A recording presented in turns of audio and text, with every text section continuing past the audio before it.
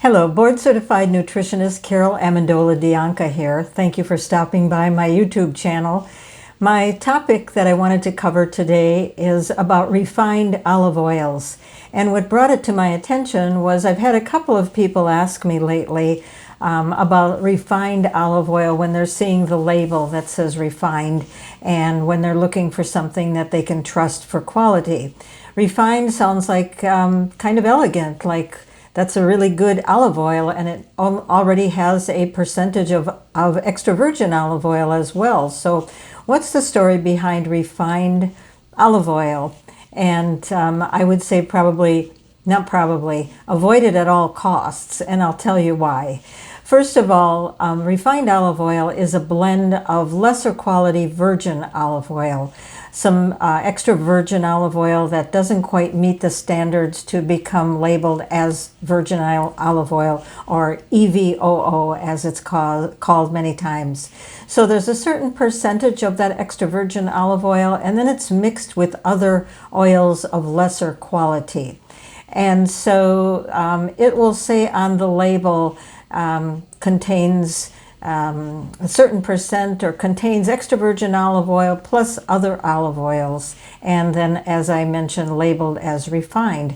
But what happens is these two types of oils get mixed, and because neither one is really the highest quality of olive oil at all, even the percentage of extra virgin, because remember, it doesn't quite make the grade if it would be tested to be labeled as such.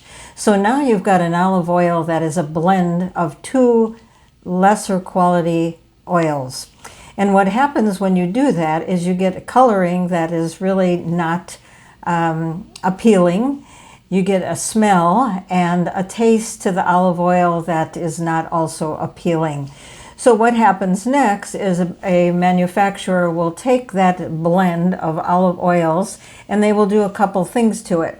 First thing they may do is to bleach it. And so they bleach it by heating it at over 212 degrees Fahrenheit. So now the olive oil is getting boiled, and that removes the color and it makes the color light. And you'll see on the label many times it will say light, refined and light. Well, light isn't referring to the taste. It isn't referring to the quality. It's just referring to the color that's been artificially programmed by bleaching it or heating it, boiling it.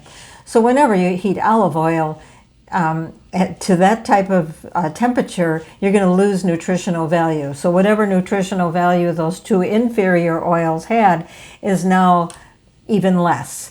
So I recommend when someone buys the olive oil that is really great olive oil is to don't even keep it close to your oven or your stove. Don't keep it in the house where it's warm. Keep it in a cool, dark cabinet.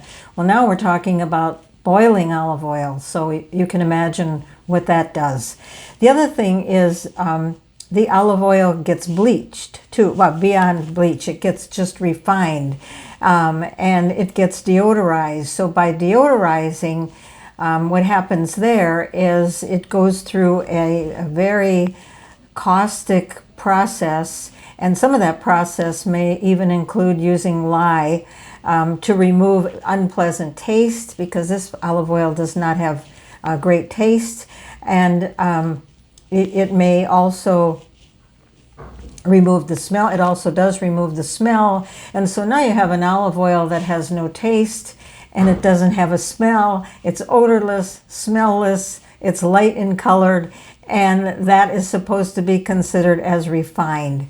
So then there's a third process that removes the acidity of this olive oil, because when olive oil isn't truly extra virgin olive oil, it has a higher acidity.